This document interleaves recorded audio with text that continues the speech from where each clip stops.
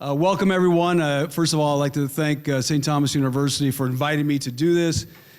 President Armstrong, who I got to know during football season, we talked a lot on the sideline as he was watching practice and just how proud he was to bring football to this university. And he talked about the cheerleaders, he talked about the band, and he talked about how he wanted to put St. Thomas University on the map, not only as a great institution, but with its football program.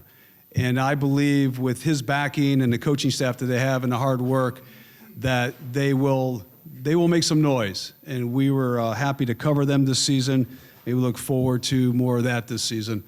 All of you, we're going to talk about what the Super Bowl means coming to Miami, the economic impact, and just what it takes to put on such a grandiose event. I've been blessed to be in South Florida for now going on 23 years. I did come from Cleveland, Ohio, grew up a Browns fan, and I'm still waiting, as I have been since my dad took me to my first game in 1964. But hopefully that day will come soon enough for Browns fans. But this is a huge event. This will be my fourth Super Bowl, and for those who have never been to a Super Bowl or been fortunate enough to go to a Super Bowl, it brings worldwide attention to Miami. And even if you don't go to the game, the NFL Live experience, the NFL experience is something that everyone enjoys. Families come, and it's interactive, and this year is going to be bigger and better from what I'm told at Bayfront Park. And the activities are free, and it's going to be virtually every day from morning till night with fireworks, concerts, et cetera. So just pass the word along that this is, if you really want to be a part of this activity, this is the place to go and to really feel the vibe of a city putting on this huge event. I'm going to introduce our panel to you, and if they'd come up and take their seat. First, and we had a chance to speak, Rodney Barreto. He's the chair of the Miami Super Bowl Host Committee. Rodney Barreto.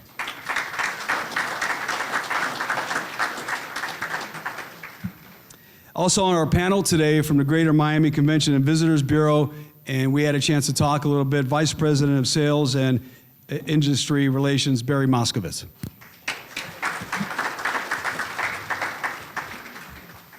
Also on our panel, and he's been here a lot longer than I've been here, and I never thought a kid from Akron, Ohio could end up in Miami doing sports. But he has been a longtime sports anchor in Miami. We've had a chance to talk over the years. Please welcome Tony Segreto.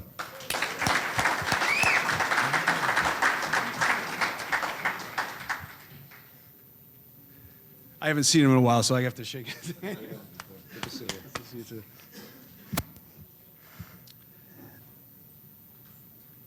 USF Athletic Director and President of 3 Super Bowl host committees. Please welcome Michael Kelly.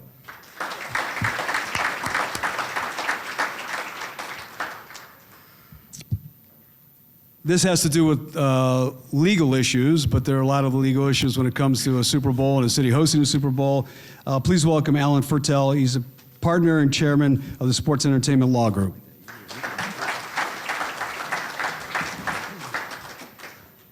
All right, so our first speaker on our panel today, and he probably has the most tedious job and all the pressure that comes with it, from putting in a bid to outbid other cities to try to convince the NFL why they should come to our city for a Super Bowl, is Rodney Barreto. And he was named one of the top 100 most powerful people in South Florida by South Florida's CEO.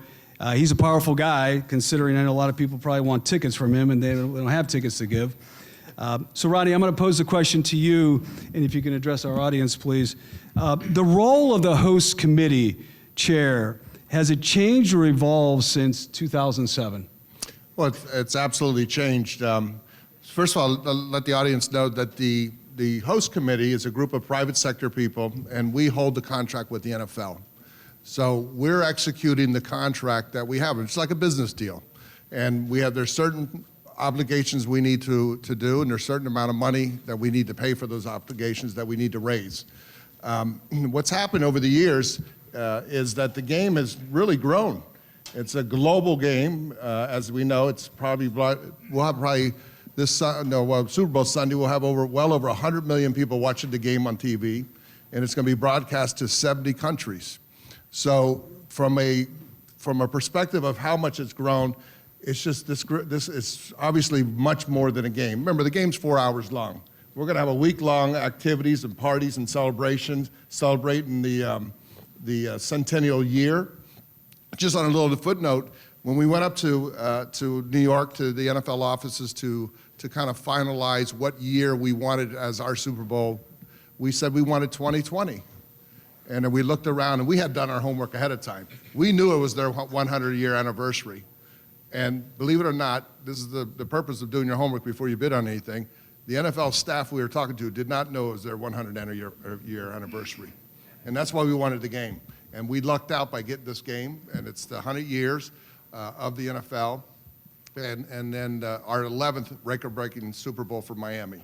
Yes, the game's changed a lot. It's very demanding. I have with me Bruce Colin, who's my general counsel from Holland Knight. I would tell Bruce, stand up. Bruce, I would tell you this, that Bruce has probably done over $1 million worth of legal time in this Super Bowl, at least. Thank you, Bruce. Well done. Barry, there's something else here I wanted to ask you. We discussed this a little bit on the side. So many cities bid for this. Yeah. It's a worldwide global event, even if it's primarily in certain cities, but people travel from around the world. And as you mentioned, the game is broadcast worldwide, whether it be television or Sirius satellite radio, which I've talked to some people about. But you're saying that, and you told me, this is not going to be just a one-shot deal, and we have to wait years and years and years. This is something Miami wants to be involved in virtually every 5 years? Yeah, so we've the NFL's changed the way we go after Super Bowls. We're no longer allowed to bid on them. First of all, you're invited to bid. What they've decided is they're just going to invite you. And so they've already invited us. In fact, I've already signed the paperwork for either 2026, 27, 28, 29. We will get one of those Super Bowls. It's just a matter of when the owners make the decision. What we did is they sent me a paper and said, okay, these are all our prerequisite. This is what we want from you. If you agree, sign it, which I did. I lined out a few things that we couldn't agree to. And we've already signed it. So we're waiting for them. Just on a little side note, since I have the floor, way back when Wayne Huizinga owned the team, Wayne called me up one day. Wayne is the former owner of the Dolphins for the audience out there. Steve Ross is the current owner of the Dolphins. Wayne was a real trailblazer, and yet he was a young owner, and Tony will tell you this. He owned the team for 20 years. He was considered a young owner in the NFL because those teams are kind of passed down from family to generations.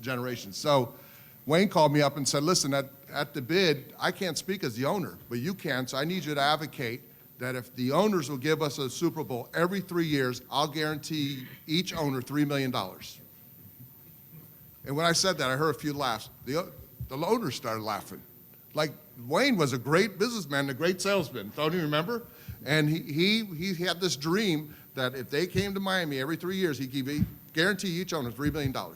And they were a little suspect with Wayne because he was such a driving force and a great marketing and a great businessman, you know. So well, he wanted to rotate it. His idea was to rotate it between the three best cities to hold Super Bowls, and that was Miami, New Orleans, and California, and Pasadena. And the idea was to rotate them every 3 years, and that's how they would come out. I think the owners you're right, the owners were like, where's he coming from this? And how did this man, who's only owned this team a while, isn't a legacy owner, he's going to pay us $3 million if we accept it. So I agree with you. He was the trailblazer, and that's the way it should have been anyway, right? Rodney, you're talking about that past experience, those past memories, but what about for you? What is your best Super Bowl memory and best experience?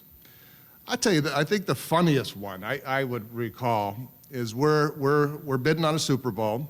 I think Tony, you may have. Were you? Did I do one of the I think you may have been with us. If not, it may have been Dan Marino or Shula or someone. But anyways, the owners couldn't speak, so I got up and we made the presentation, and then we went into round two. Now the owner could speak in round two.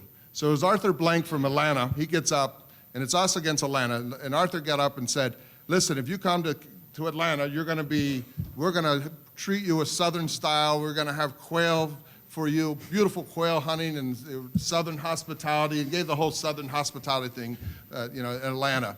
And then Wayne got up, and Wayne says, I just talked to the chairman of the Super Bowl committee. we're going to guarantee each owner a yacht if they come to Miami. And you know what? You can eat that quail on the back of that yacht while you have that drink. And that was Wayne. And I tell you what, we got the Super Bowl. So, Wayne knew how to do it. So.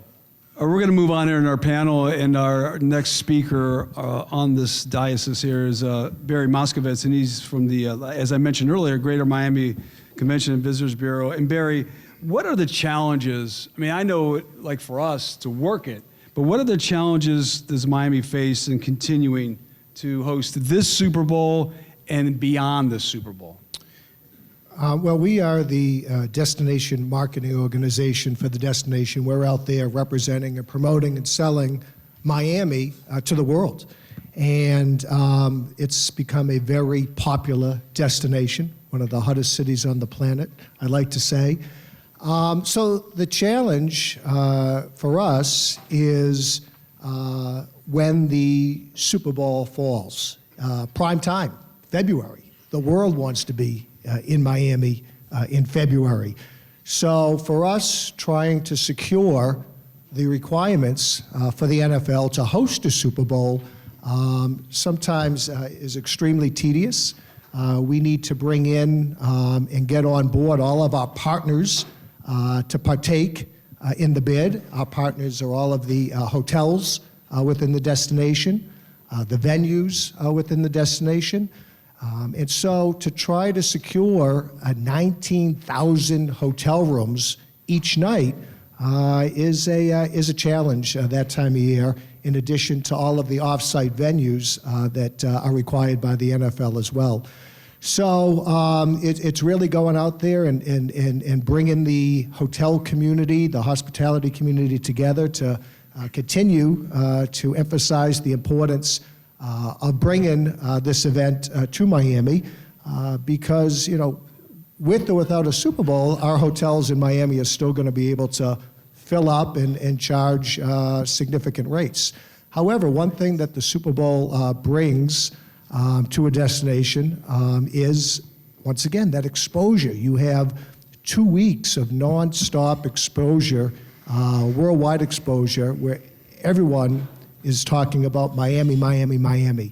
And you can't buy that advertising. It's priceless, absolutely priceless. So, and the other thing besides, once bringing the community together and securing those rooms is, because we've hosted it so many times, you always want to continue to raise the bar. You always want to get better and better and better. And you want to continue to reinvent and think outside of the box. And, that continues to be a tough task when you continue to host. It'll be our 11th game in 2020. And so, always trying to figure out how to continue to improve along the way. One question I was curious about, beyond the game, what else does this bring to the greater Miami area? Great question. Besides, the game itself and that incredible exposure, for us as the DMO for the destination, the audience that comes in and experiences Miami for the weekend, those are our customers or potential customers that we're looking to have come back. We want them to come back and not only visit and vacation here after the Super Bowl. We also want them to bring their business to Miami. We want them to bring their conventions, their meetings, their boards. We want them to come back and continue to spend money beyond the Super Bowl. So what an opportunity to showcase this incredible destination to all of these visitors for 3 or 4 days in a destination that's unlike any other.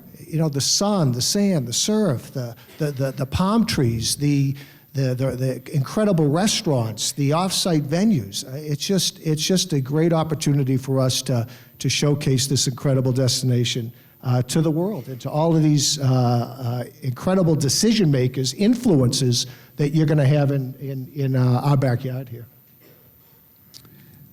Our next speaker, again, he's, if I can use the word, a landmark in South Florida television. And I've known him for several years when I first started here. He was gracious enough to I'm a landmark now. Yeah, landmark, iconic figure. I've never gotten to that level. He was gracious enough to talk to me when I first came from Cleveland and packed my bags, my wife, and we came here and took a chance. And I've been here 22 years later. So, Anthony Tony Segreto. He's been in the business since 1969 to 2010 here in South Florida. And Anthony, we call you Tony. Yeah. Well, Italian, the Italian family. Yeah, it's the Italian Anthony. thing. I've had some memorable experiences in the Super Bowl, and I've been blessed to cover 3, and this will be my 4th. But what about for you? Wow, there's so many experiences. First of all, Monsignor Casal, it's so great to see you. You are a special friend and a special man, and it's great to have you here. You laid the foundation here that President Armstrong is now building upon, and for all of you students here, you've got 2 special men who really love this university. First, how many students are here? All right, come on. How many of you students just came because you wanted to get out of class? Good answer. Just curious. For those of you who wanted to get out of class, who thought this is a great way to get out of class, there will be a test that they're handing you out when you leave. So I've had so many, I've been very fortunate to view the Super Bowl from many different angles. Very blessed to be able to do it from a reporter standpoint, doing over 28, 29 Super Bowls, and to be able to be part of the Super Bowl committee with Rodney and to be with Nat Moore and actually make the pitch for 2 years in a row to the NFL owners in the room with the clock going. And that in of itself is an experience. And for those of you who don't know it, regrettably, we lost both of those bids. So Nat and we should have won them both. We lost to New York and we lost to Tampa. And just to kind of give you a snapshot of what it's like. So first of all, you get together, you're part of the Super Bowl committee. It's me and Rodney and the great late Brian Wiedmeyer was with us, and Bill Talbert and Nikki Grossman from Broward and Dade. And, we're all together in this room, and we're kind of mapping out how we want to make this pitch to the owners. And then a representative from NFL comes into the room and says, listen, I'm just giving you a heads up now. You're going to have to increase your suites by 10%. You're going to have to add more of these things, more of these things. You have to have your final bid in by 6 p.m. And I remember Rodney and Brian Wiedmeyer getting on the phone with our suite holders. Do you recall this? And trying to sway them to figure out, please, we need your suite. In order for us to get this, we need this suite right now. The final suite agreement came in literally at 5:59, and Brian Wiedmeyer sent that bid in just before 6 o'clock, and we made it under the wire. We were selected to make that bid. When you get in the room, you walk in the room of all 32 NFL owners. First of all, it's sort of like they put you in holding rooms. They separate all of the cities that are going to be bidding, right? So you're brought into this holding room. You don't know what's going on. There's a knock on the door when it's your turn, and security comes in from NFL, and they literally walk you hand in hand to the room. You walk in the room, and there are all 32 NFL owners. Now, part of you wants to be the first one because they're still pretty fresh, right? But then you think if you're the first one, they're going to forget who you are. And if you're the last one, you know they're just going to be done, right? Right. So we were kind of in the middle. You walk in the room, Commissioner Goodell comes up, says hello to us, gets on the podium and goes, owners, Tony Segreto and Nat Moore, they're about to make the bid. You're on the clock. And there is a clock in front of you that has 15 minutes, and the clock starts counting down. And you have that time. And you're trying to get the attention of 32 billionaires who, at that point, really could care less. But little did I know at the time, one of the things we said was, we know how much you love South Florida because most of you are here.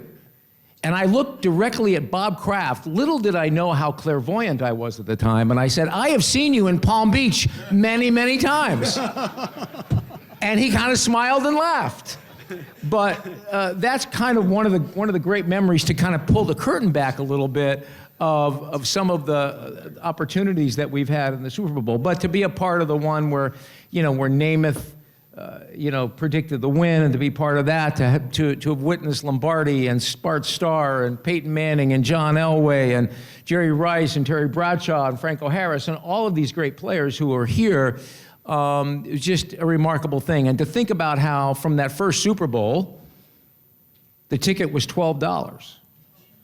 Andrew Hertz from the Orange Bowl Committee, he and I sit in the Orange Bowl Committee together, was telling me that he remembers his father not being able to give away a $12 ticket to the Super Bowl, right?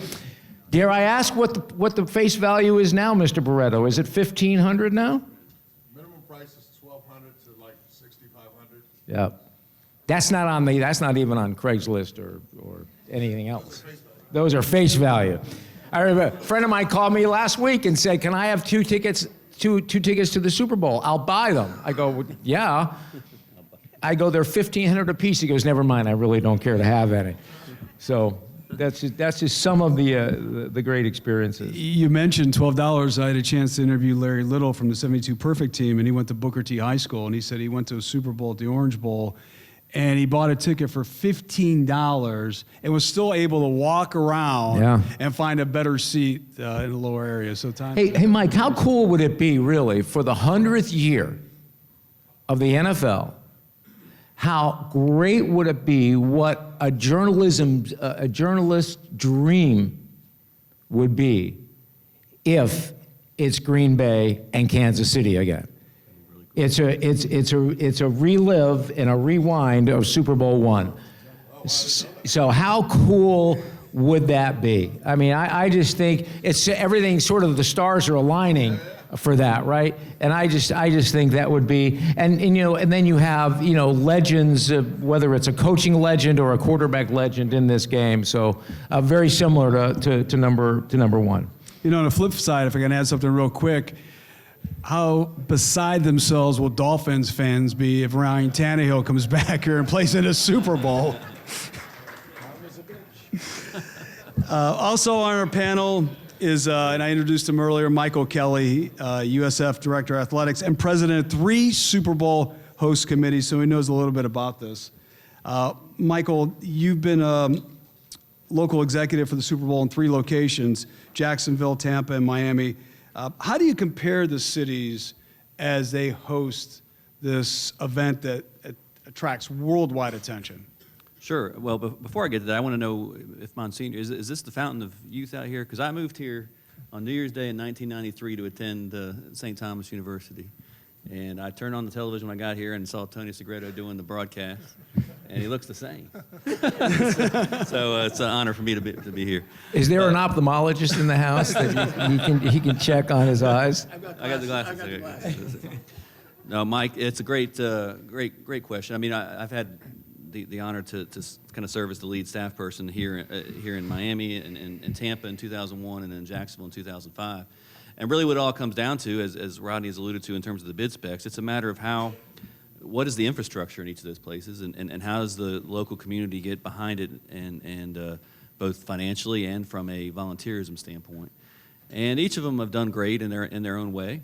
But the biggest difference and the best blessing that we have here in the Miami area is the infrastructure. The infrastructure is all here for what the Super Bowl needs. It has a world-class stadium.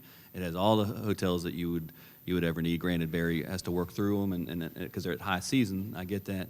Entertainment destinations everyone wants to be a part of. So when you think, and quite frankly, my whole career, not just with Super Bowl, but with CFP and anything else, has really been evaluating cities in this country to match up with certain events. And there truly isn't one with the actual physical infrastructure that matches up better than Miami and the Super Bowl. That being said, I mean, you have to find solutions in each and every one. In the case of both Tampa and Jacksonville don't have anywhere near the hotel capacities that they have here in Miami. So Tampa's pretty close to it, but they're able to solve it by using some Disney hotels over in Orlando, which solves the situation for corporate guests and for other things, but that's still a long drive and not the type of experience that you might want to provide. In the case of Jacksonville, we weren't even close to the hotel accommodations and had to get creative enough to bring in 8,000 floating hotel rooms by bringing cruise ships into the St. Johns River, which had a whole other element of challenges and obstacles to overcome. So, but really, it really comes down to that. And what you don't have, you got to play, and then you play to your strengths. And there's so many great strengths here in Miami, and I think what I've seen from the plans this year that Rodney and his team have done are, playing to the great new waterfront parks, bayfront parks, still having people enjoy the different beach areas, and having the television market, so many television shows, not just the game itself, but they're broadcasting games all week long that will be right from, I'm sure, Williams Park or other part of downtown and Bayfront Park and other things that just showcase the city for Barry and Bill Talbert and their people long term. So, but the main difference comes down to infrastructure and then how do you match that up and make it work. And fortunately, everyone in this room is really fortunate to live in one of the great cities in the world to pull it off. Michael, you called out the Monsignor. Monsignor, sometimes I look at me being here today. I was actually in the seminary, 8th grade, in my 8th grade class, and look at me now today doing this. So, well, she is Italian, so I guess she is. Michael, to stick with you, you've been a part of the college football playoff and also the '99 men's finals of the Final Four in St. Pete.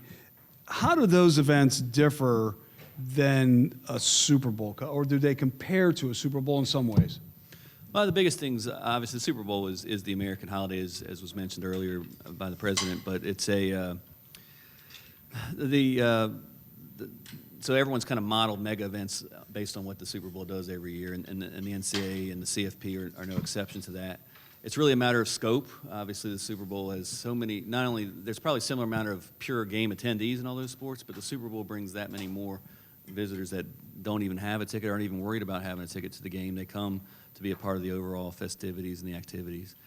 I will say, when I'm happy to hear about the events going on, to have free festival events, it's always been important, the Super Bowl. But I think that's just critical, because I guess the other main difference I'd say besides scope is that there is a little bit, while business is still important on the CFP and on the NCAA side, there is still a little bit more of a collegiality to it in terms of it's kind of a convention of every school that plays the sport or in college sports. So there's kind of a convention aspect to it. There's some educational aspects to it. The tickets are considerably cheaper. And so that's just a little bit different feel because of that. And so my biggest fear about Super Bowl, even though I've always wanted to raise the most amount of revenue I can for any organization I'm serving, is that the Super Bowl just comes strictly too corporate and maybe outprices itself. And obviously it may have done that for the game, but the great work that the host committee and the NFL are doing to provide free events to make people feel a part of it, I think is just critical, because I think that's the main difference, is that I think there's still a little bit of realism on the Final Four and CFP in terms of affordability. So the Super Bowl and the host committee has been smart to make sure there's accessibility and just great community outreach. I've seen all the environmental and sustainability things that Rodney's team's bringing into this Super Bowl as a kind of a new legacy, and I just love that. So I applaud that, because that can be the main difference that I see going forward. We've heard what it takes to bring a Super Bowl to Miami, what it means for Miami, memories of previous Super Bowls, but there's also legal issues when it comes to Super Bowls, and that's where we bring Alan Fertel, chairman of the Sports Entertainment Law Group. And Alan, and I don't know if some people would even think of this, what are the legal issues that are involved in trying to put on a Super Bowl? Well, first of all, I want to thank St. Thomas for inviting me. I want to echo the panel and just say to the Monsignor that 12 years ago, you invited me to speak about Tiger Woods at a panel here, and I've been a member of your family for the last 12 years, and I just thank you for that. And President Armstrong, you're carrying the torch, and it's just great. It's a pleasure to be here and to be a member of this incredible panel, Landmarks and Legends.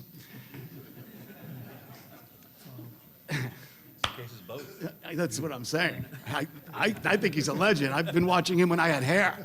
Anyway, let's go back to reality for a moment. Can we move on, please? By the way, I have to say, you talk about the infrastructure and you talk about legal. Next year, we're going to be hosting the NCAA National Championship. That's how Miami is revered. I mean, These pretty apply cool. to that as well. It's not just a game. It's a lawyer's dream. I'm straight. I'm going to go through a couple of things you'll never even think about, and I've got 3 pages of things that are legal issues for the Super Bowl. It's a 2-week event, like Barry said. It's a pregame party, concerts, corporate sponsors. It's Super Bowl game, it's a halftime show, and it's after parties. They protect the brand. The brand of the NFL needs protection. There's intellectual property rights, clearance rights, licenses, merchandising, counterfeiting, takedown orders, logistics for the players, getting players around, logistics for the fans, logistics for family and friends of the players, hotels, travel, scheduling, practice, facilities, agreements with hotels, permitting for events, entertainment, contracts, facilities, volunteers, permits, dignitaries, transportation, and plans. Here's the problem. It's a dangerous world out there right now, and we are a target. And we've got to be very, very careful. Security will be at the highest level ever for any Super Bowl. And Rodney, I bless you, and I wish only good things, and maybe a prayer for the Monsignor will help, because he's been praying for me for 12 years, and things are pretty good. The Super Bowl is a target. There'll be dignitaries here, politicians, player safety, fan safety, evacuation procedures, terrorism. Public safety issues, the police and the FBI are all involved. Then you get to the halftime show. Shakira. All right, I don't do that very well. Slow, white, and Jewish, I'm sorry, but okay. Shakira, J-Lo, contracts, entourage. You've got logistics for them, volunteers. And you've got scalping issues, secondary ticket markets. If you remember in Dallas, many, many fans received packages for the Super Bowl. One thing was missing. It was called a ticket. So we have to be very, very careful about that.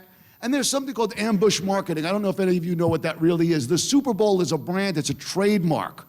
Only those affiliated that pay licensing rights to the Super Bowl and the NFL can use the term Super Bowl. So what do? The big game, the game. So when you listen to advertisements, think about who's got the Super Bowl license and who doesn't. If they use the word Super Bowl, they have the license. If they use big game, the game, championship game, they don't.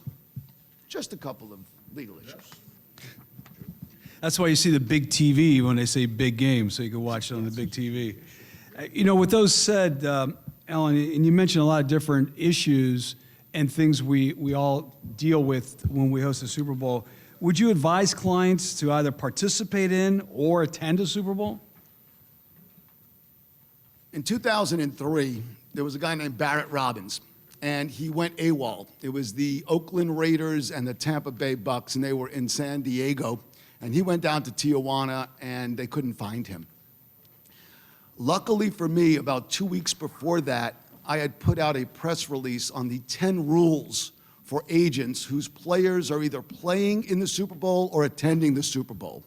We didn't have what was called the internet back then. We didn't have Twitter, and we didn't have Facebook or Instagram. So it went out on 2 wire services, and I know half the room doesn't even know what a wire service is, but we do. The UPI and the AP wire. And it just sort of went out. There was a marketing tool that I used as a sports lawyer. I was trying to get my practice going, and boom, this guy goes down in Tijuana, and it's a big deal. What really happened was he was bipolar, which they called back then manic depressive. He wasn't taking his medication. He did go down, do some tequila shots, had a bad reaction because he wasn't on medication, and he missed the Super Bowl. Well, my wire got picked up by all of like everyone. And the NFL invited me as a result to go counsel their athletes on staying out of trouble. And that's how I started my NFL career. It's a beautiful, beautiful thing for me, not for Barrett Robbins. I'm going to ask you guys a question. Tell me what the answer is. I know we're going to get some questions and answers later, but if I said to you, Eugene Robinson, Stanley Wilson, Ray Lewis, Barrett Robbins, and Warren Sapp, besides them all being NFL football players, can you tell me the link? Every single one of them got either arrested or in trouble at the Super Bowl. And that's why the Super Bowl is a crazy, crazy time. You mix that with South Beach, you mix that with hip hop and the players, and you got OBJ jumping around, and I'm not just picking on OBJ, I just saw him the other night at LSU giving money to seniors so he would not ruin anybody else's eligibility. At least he thought about it. Only the seniors, it's really happened. Only the seniors took the money, at least that's what they're telling us, so as not to ruin eligibility. So you figure that it's not toxic. It is a super party here, and you got to be careful. And players that come here that aren't playing are partying like the rock star millionaire dudes that they are. And they got to be careful. And my 10 rules were about player safety, security, VIP only, you are a target, no guns, alcohol privately, not publicly. You are a target for women. Be careful being alone with women. When I told these ball players that, they laughed in my face. I swear to you. Okay, I'm just a suit. And you know what? I said to them a line that we know but you don't know is a Fram oil filter. You can pay me now and fix the filter, or you can pay me later because you've got a ruined engine. The analogy is, if you don't take care of yourself when you're here in Miami, something bad is going to happen. You've got drugs out there, with all respect, roofies and who knows, where there's people that give other people drugs unknowingly in bars. Who knows what could happen? So real life, it's dangerous out there if you are a player that is not playing, or if you're an entertainer, because you all know out there, especially the students, the conflux, the confluence of players and entertainers. It's all the same thing. They're all millionaires with way too much money and not enough common sense. So at the end of the day, you gotta be careful. And what I tell my players is, have my phone number in your pocket, in your pocket, I'm so freaking old, on your cell phone, have it locked in, have a bail bondsman ready, and this is real, this is no bull, okay? And don't say anything to anyone if you ever get arrested. I'm not a criminal lawyer, but the issue is, say nothing, don't create a scene, which is impossible for 98% of these guys and girls, and enjoy Miami. Because we're all talking about the beach. We're all talking about fossil things that guys in suits talk about. That's not what goes on here. What goes on here is South Beach is going to be crazy. Stupid crazy. It's crazy on Memorial Day. It's crazy during the week. It's crazy on a Saturday. Super Bowl, South Beach on steroids. Be careful. You know, if I wasn't working a game, I think I just want to stay home on my couch and watch the game after I heard that. I mean, I know Rodney and Barry, I know you guys want me and want people there, but I just want to stay home. I don't want to leave the house. Hey, I'm looking up bail bondsman now. I'll make some pasta and meatballs and have sit on the couch and watch the game. Invite us, we'll come over. We're going to have, we'll have some people, some students maybe ask some questions, but let me get one more question in here to our panel. Any of you gentlemen can address this. And this is a question that was posed to me that they want to ask. And I think the average sports fan wants to know this. And my friends say this to me, and you know, and whoever would like to address this, feel free. You know, is the Super Bowl, does it serve just the sports fan, the average sports fan, or has it become an event for those who are wealthy? Who wants it? Who wants it, Rod? You got it? Yeah, well, I'll start off. All right. You know, it's become well, the best way I would address it, this is corporate America at its best. So when you look at the football fans that are here for a Super Bowl, they're not the same football fans you see week in, week out at the stadiums. It's just what it is. So when I say corporate America at its best, this is all your major corporations coming here, whining and dining their sales team, whining and dining their senior management, whining and dining their big customers. That's what it's all about. So they're here kind of, you know, showing somebody a sport that is a ticket hard to get. So it's a smaller crowd, smaller universe, but that's what it's become. Now, to Mike Kelly's point earlier, and thank you for recognizing that, we have done a really, really hard effort doing Super Bowl Live, which is the first time we've done Super Bowl Live. It's the first Super Bowl Live event. It's free and open to the public. It's going to be all sorts of activation, a culinary experience, but we're going to have waterfront activities, we're going to have fireworks, and it's all free to the public. There is a paid component of that. If you go to the Miami Beach Convention Center, you have the NFL experience. where you can run and throw the football and see the athletes and watch their interviews and it's more kind of a hands-on with the athletes, and with the NFL itself. So, I wouldn't argue your point there at all, Pasquale. I mean, the ticket has become very expensive and hard to get. And I think we should applaud what the Super Bowl committee has been able to do, because what we're finding now more and more is that while most fans can't afford the ticket or can't get the ticket even if they can't afford it, people still want to, in the words of Hank Stram, Super Bowl I, they want to matriculate down here, right? And they want to come here to be a part of the experience. And if that means going to the convention center and paying for the NFL experience, or going to Super Bowl Live that we're providing for the South Florida fans, I think they just want to be part of the revelry, the energy, what this town provides. And I think, Mike, you could weigh in on that because you saw it when you were the Super Bowl president and host of the committee. You got it.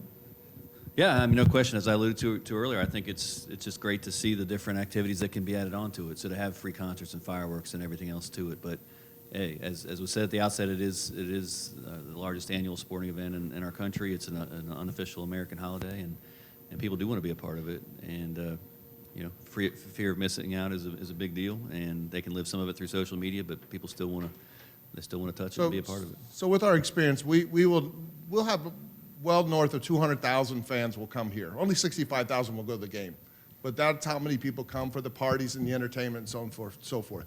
One thing I do want to say, though, before we break up is we have something that we're leaving behind in the South Florida area, which is a legacy project, which is way beyond the final whistle.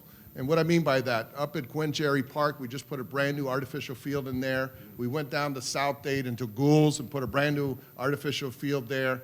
We're doing one over at Miami Beach High, where Steve Ross, the owner of the Miami Dolphins, played high school football. We're doing a beautiful artificial field there. We're doing a lighting project along Bayfront Park and then Maurice Frey Park, and then what they call Parcel B. We're also doing something which is a Gen Youth. We are actually, we bought 100 carts for the 100th anniversary, going into the schools, and we're going to be feeding 10 million children through Dade, Broward, and Palm Beach County. So thank you.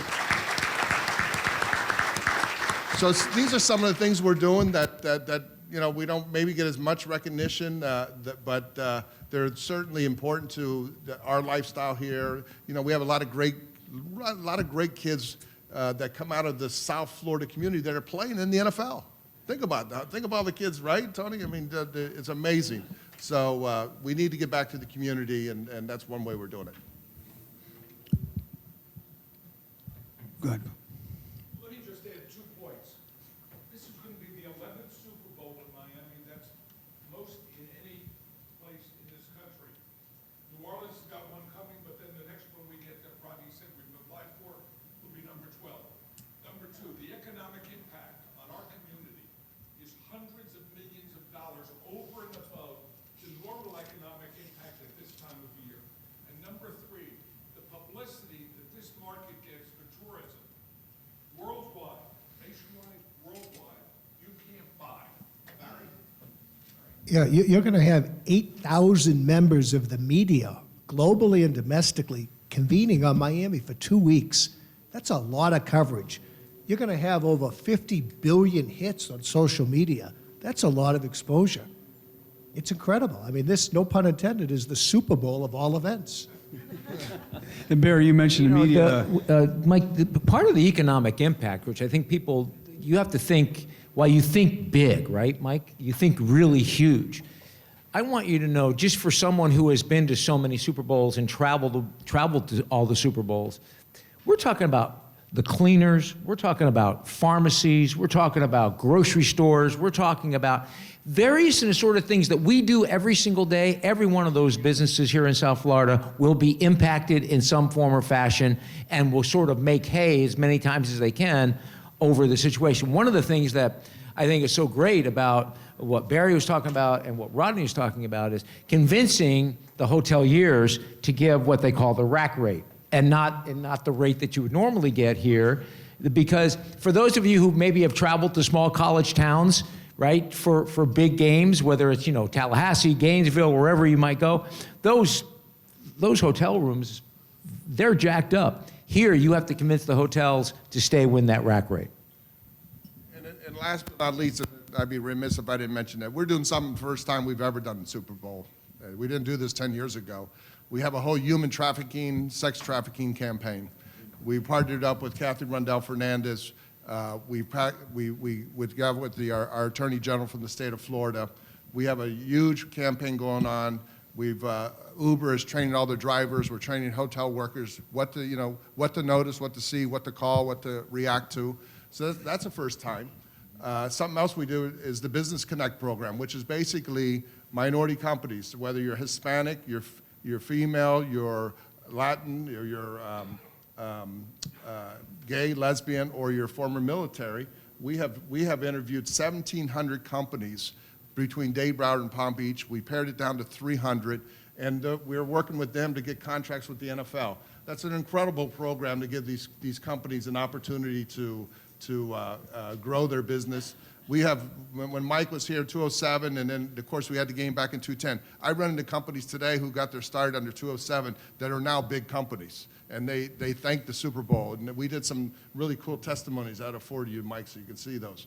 But those are a couple of the programs. And then last program is our environmental program. We're doing this huge program called Oceans to Everglades.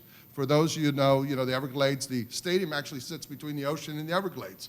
So we took advantage of this platform, and I get Eric Eichenberg, who heads up the Everglades Foundation, to chair this committee. And what we've done, we just had the governor in town, and we announced the Python Bowl. So we have a big Python Bowl going on right now. They're out in the Everglades. We got 650 people signed up, and they're out there, they're hunting pythons, and we're gonna give them prizes.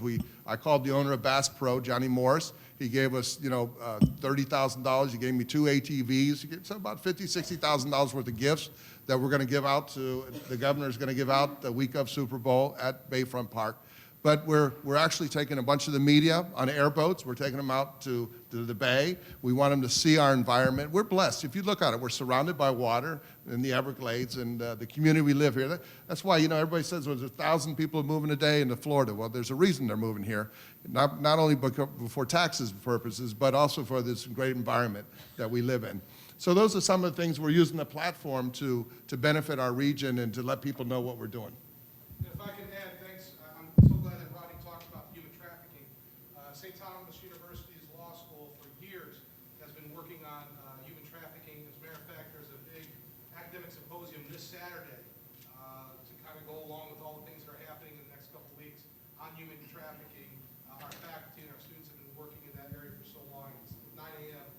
This Saturday at the law school in Court.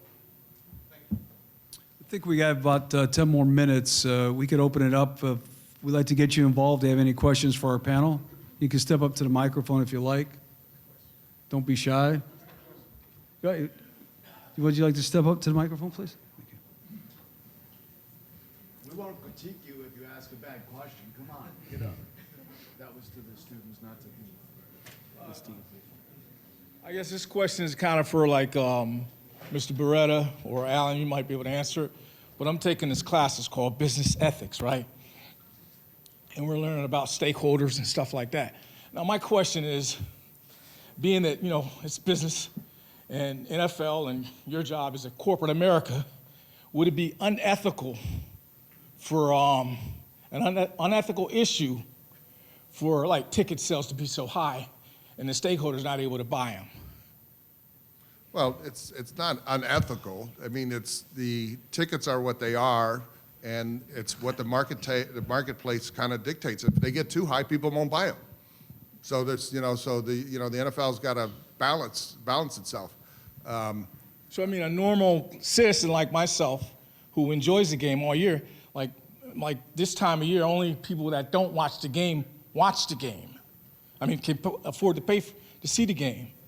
It's So not somebody like myself, but it's not unethical. It's unfair. it's unfair. That's Unfair. that's what's That's real. the right That's word. what's really happening, because the layman, the regular guy that watches ball all season and supports the teams, doesn't get the opportunity. it's a shame. I mean, there's certain people that get to go, and there's certain corporations that buy the tickets and can buy the tickets. But, you know, this is life. And like I tell my kid, who said it was going to be fair?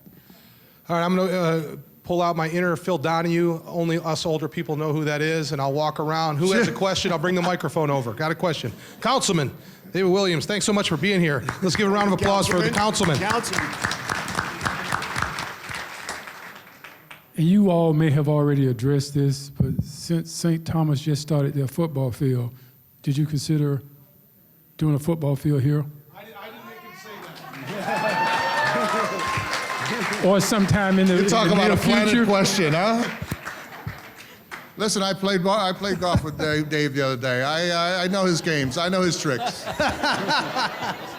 Councilman, I think you were just referred to as a shill. I'm sorry for President Armstrong, but a good shill you are, sir. Thank Here we you go. for supporting St. Thomas. I swear to God, I had nothing to do with that. Oh, boy. How you doing? I'm Joshua Stringer. I want to say thank you for your contribution for bringing the Super Bowl here, because I'm from South Florida, so I'm going to enjoy the experiences they have at the Super Bowl live. My question would be, in the future, do you see that they'll have the Super Bowl in a different country, like London? Wow. I think obviously they view that as a marketplace because they go over there. I couldn't answer that. You probably have to ask someone from the NFL, right? Yeah. So, but I guess there's a first for everything, right? Okay. Yeah. If I can just add on to that, I actually do work for Sky Sports out of the UK. When I go over there, they love NFL football. During the season, they have an NFL show 3 times a week, midday, and then they cover 3 games on Sunday. And they would love, from the people I have spoken to, in the future, not only do they want a franchise, but they would love to host a Super Bowl. I was going to say something like that. The first thing is expanding to Europe. That's the question right now. Can a team in London support, an organization support a team, first of all, and then the logistics of going back and forth and having a team in London is somewhat prohibitive. But in the event that they would do that, the future is golden. The NFL's shield was tarnished, and it's coming back, and it's coming back, and now they're moving into Europe. If you get a team in Europe, it's possible. It's difficult, because can you imagine the logistical problem of putting on a Super Bowl across, as they say, the pond? It's difficult enough across Biscayne Bay. Yeah. All right, we have another question here. And I Good think afternoon. one thing I think is, if Rodney can correct me if I'm wrong, though, I think to your good question, because of all the business interest by the NFL, it's a requirement now. If you get the Super Bowl, the host team has to play a game over in London. Or at least I'm in Tampa now, but that the Buccaneers I know had to, a condition of them getting the Super Bowl next year, they had to play in London this year to kind of further those interests of the league. Good afternoon, Evelio Medina, Miami Brickell Chamber of Commerce, and an old water boy when this was a Biscayne College when I used to go to Pace next door. So first of all, thank you for the economic development and everything you guys are doing, the awareness with the human trafficking, the awareness with diversity and minority businesses. You guys, crossed all the T's and everything else. So congratulations. Question is simple. The suit guy. I had a situation where I have people from New York calling Super Bowl parties and whatnot. So I'm glad that you brought that up as far as the trademark and everything else. So the big game it is. Fertel, you can find me on wherever. Well, I got a bail bondsman right now, so you and security, so you got that. I'll tell you what, you talk about the tickets being $1,500, and Michael and Rodney will back me up on this. For the longest time, the most coveted ticket for the Super Bowl was going to the commissioner's party. And they don't do it anymore. Okay, we have But a question. yeah, it used to be a huge event, but to get into that event was the most coveted ticket you could get. Okay, here we go over here, Mike. Hi, I'm Gabby Martinez. I'm a sports administration doctorate student. This question goes to Mr. Rodney and Mr. Michael. With the emerging data analytics as an essential tool for decision making, how is the Super Bowl host committee taking advantage of data so that this Super Bowl can offer the best and most memorable experience? You're the lead up hitter. Well, Stumped by a student. As it relates to, I don't know exactly how the host committee can use it particularly, but from the NFL standpoint, or certainly in my current role as an athletic department administrator, I mean, data analytics becomes increasingly important because you have to make smarter decisions on how you price things, how you can maximize your customer base, and so I'm delighted to have heard earlier this morning about the emphasis on data analytics with the programs here, because every sports team's doing it. The universities are getting more sophisticated as they go on, and I'm sure the host committee, now that Rodney knows he's got another one in the future, it'll help them price the kind of price the packages that we need for corporate support. Right now, it's almost just funded more by necessity in terms of what they need to get with the assets that they have, but it'll all go into the right towards the formulas so that is absolutely key. If I was setting up an administration program, which data analytics is number one, and I would also encourage people to make sure they have the right digital marketing experience, different graphic design, things of that nature, because everyone needs that increasingly so with the use of social media. Michael, I appreciate your comments on that. We have obviously our sports administration program. We also have the Boris Agency has an office here on our campus, the super agent for baseball, and our people are working with them, and we are actually working with the Boris Group to create new academic programs that go directly into sports agency, which include data analytics, which we have a great data analytics program here now at St. Thomas University, and also graphic design, social media, and all those things to bring those back together for those sports agencies, and obviously the law school. Great. So we have another question from one of our alums. Ooh, good afternoon. Lily Lopez, CEO of the South Florida Hispanic Chamber of Commerce. Thank you, David, for putting this together. I mean, this is fabulous, amazing. I have a quick question. I've heard that the economic impact is going to be approximately $500 million. Do you anticipate it being more? Or is it $500 million, more or less? Well, I think I read that. I read something to that effect, but I'm interested to know if you have a ballpark figure. So we hired Kathleen Davis, Dr. Davis. She's a PhD economist in Broward County. She did the analysis for us in 2007, I think in 2010. We've hired her again for 2020. What we've seen in the last 3 cities we've been to, Atlanta, Houston, and I believe Minnesota, it's been north of about 400 million. And so that's trending that way. We anticipate it to be the same here, or maybe a little higher because it's Miami and everybody wants to be here. So, but you talk about the analytics and social media. I got to tell you what, on the day after Atlanta, the morning after the game, we have a ceremony where you hand off the football from Atlanta to Miami. And we unveiled a video that we did, a real hyped video. I wish it was here, I would show it to you, but it's on our webpage. And we had Pitbull do the voiceover. He got 50 million hits on this video.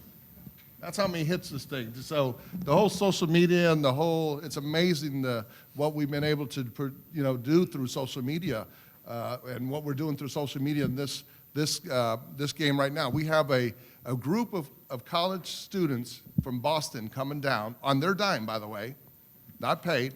They're coming, and they're going to be in a social media command post that we're going to have over at Miami Beach. And they're going to answer people's questions live.